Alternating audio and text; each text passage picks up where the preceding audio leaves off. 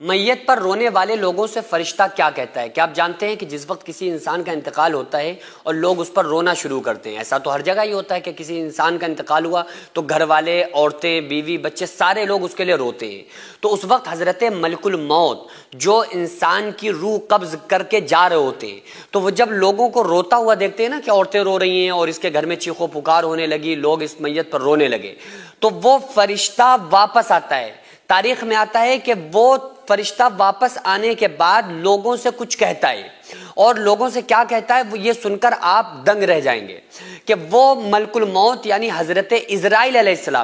السلام ہی انسان کی روح قبض کرتے ہیں۔ یہ عزرائیل علیہ السلام جو ایک فرشتہ ہیں اور انہی کو حضرت ملک الموت کہا جاتا ہے۔ ملک الموت مطلب موت کا فرشتہ۔ اللہ تبارک و تعالیٰ نے موت پر اختیار دیا ہے، اللہ کے حکم سے یہ روح قبض کرتے ہیں۔ تو یہ حضرت عزرائیل علیہ السلام ہے، یہ ان کی ڈیوٹی ہے کہ یہ انسانوں کی روح کو قبض کرتے ہیں۔ تو یہ واپس آتے ہیں، جیسے روح نکال کے جا رہے ہوتے ہیں، لوگ رونا شروع کرتے ہیں تو فوراً گھر کے اندر واپس آتے ہیں اور لوگوں سے کچھ کہتے ہیں۔ یہ بات الگ ہے کہ اللہ تبارک و تعالیٰ نے فرشتوں کو ہماری نگاہوں سے پوشیدہ کر دیا کہ ہم فرشتوں کو نہیں دیکھ پاتے، لیکن چونکہ جو بات وہ کہتے ہیں یہ بات ہمیں ملتی ہے احادیث کی روشنی میں، تو وہ بات پر ہمیں غور و فکر کرنا چاہیے۔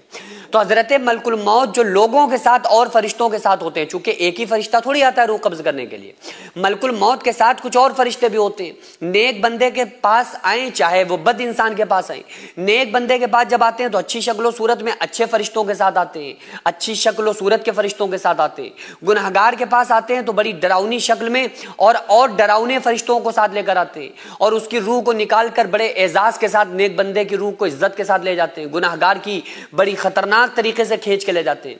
تو وہ سارے فرشتے پھر گھر کے اندر داخل ہوتے ہیں اور کہتے ہیں ان لوگوں سے جو لوگ رو رہے ہوتے ہیں میت پہ، وہ فرشتے اپنی زبان حال، زبان قلب سے یہ کہنے کی کوشش کرتے ہیں کہ اے لوگوں سنو،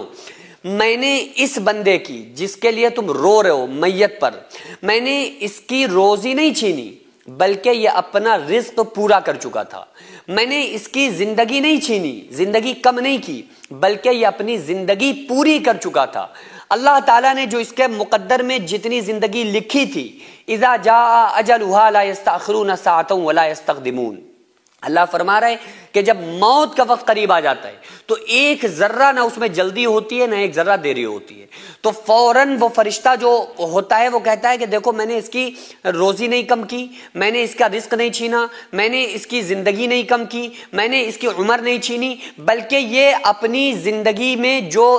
زندگی کے لمحات تھے وہ جی چکا تھا، جو اس کی قسمت میں جو رزق تھا یہ کھا چکا تھا، جتنا اس کے مقدر میں پانی تھا یہ پی چکا تھا، اور جتنا اس کے مقدر میں تم سب کا ساتھ تھا یہ گزار چکا تھا، لہذا اس کا ٹائم پورا ہو گیا، اب اس کو جانا ہے، اور یہ تو اب تمہاری گھر سے چلا گیا، اب یہ جا رہا ہے، لیکن سنو میں آج پہلی بار نہیں آیا ہوں۔ یہ کون کہتا ہے؟ فرشتہ کہتا ہے، ملک الموت کہتے ہیں کہ لوگوں میں آج پہلی بار نہیں آیا ہوں بلکہ اس سے پہلے بھی بہت بار آیا ہوں، چونکہ ظاہر ہے کہ وہ جو انسان کا انتقال ہو رہا ہے وہ پہلی بار تھوڑی ہو رہا ہے، اس کے باپ داداؤں میں، سگر داداؤں میں سبھی کا انتقال ہوتا ہے۔ تو فرشتے کہتے ہیں میں پہلی بار نہیں آیا ہوں، میں اب آیا ہوں، اس سے پہلے بھی آیا ہوں اور بار بار آتا رہوں گا،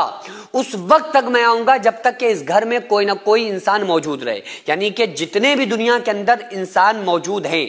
آدم علیہ السلام سے لے کر قیامت تک آنے والے، اس ٹائم 9 ارب تقریباً انسان موجود ہیں، سارے لوگوں کی جو روح نکالتے ہیں وہ حضرت ملک الموت نکالتے ہیں۔ تو حضرت عزرائیل علیہ السلام، حضرت ملک الموت، ہر انسان کے پاس عزرائیل علیہ السلام آئیں گے اور ہر انسان کو حضرت ملک الموت کا سامنا کرنا ہے۔ تو فرشتہ بڑی عجیب بات کہتا ہے کہ تم لوگ اپنی فکر کرو، اس کی فکر چھوڑ دو، میں تمہارے پاس بھی آؤں گا تو اس لیے اپنے اچھے کام کر کے رکھنا تاکہ جب میں تمہارے پاس آؤں تو پھر میں تمہیں اچھی حالت میں پاؤں، اور یہ کوشش کرو کہ میں تمہارے پاس آؤں تو راحت کا پیغام لے کر آؤں، تمہارے پاس آؤں تو موت کے ساتھ میں تمہارے لیے خوشخبری لے کر آؤں، ایسا نہ ہو کہ تم گناہ کے کام، غلط کام کرتے رہو تاکہ میں تمہارے پاس آؤں تو خطرناک طریقے سے آؤں اور تمہاری روح کو خطرناک طریقے سے کھینچ کے نکالوں۔ تو یہ ملک الموت خود نصیحت فرماتے ہیں، لیکن آقا علیہ الصلوۃ والسلام کی حدیث کا مفہوم میں نے آپ کو بتایا ہے، لیکن عجیب بات یہ ہے کہ ہم لوگ ساری باتوں کو سنتے ہیں لیکن ہماری کوئی دین اسلام کی طرف توجہ نہیں ہوتی۔